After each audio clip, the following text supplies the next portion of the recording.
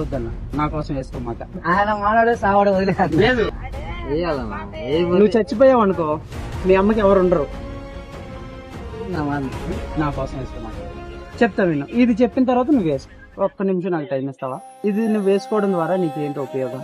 Normal మొత్తం ఎక్కిద్ది కదా, normal మత్తే కదా.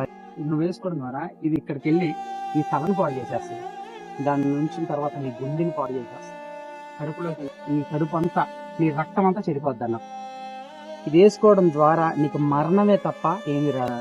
నీకు ఏసై గురించి కొంక నువ్వు ఆ మత్తులో నుంచి నువ్వు బయటికి రావాలన్నా. ఎలా రావాలంటావా? ఇది తెలుసా నీకు? బైబిల్. దీనిలో ఉన్న ప్రతి మాట కూడా నిన్ను మార్చగలవు. దీనిలో ఉన్న ప్రతి వాక్యం దేవుని యొక్క ప్రేమ. ఈ లోకంలో నువ్వు ప్రేమను ఎత్తుకుంటావేమో, ఎవరు నన్ను ఆదరించట్లేదు, అందరూ నన్ను వదిలేశారని అనుకుంటున్నావేమో, కానీ యేసు క్రీస్తు మాత్రం నిన్ను ఎల్లప్పుడూ ప్రేమిస్తున్నాడు. నీకు తండ్రి ఉన్నాడో లేదో నాకు తెలియదు, కానీ నీ తల్లిదండ్రుల కంటే కూడా ఎక్కువగా ప్రేమించేవాడు అన్నా.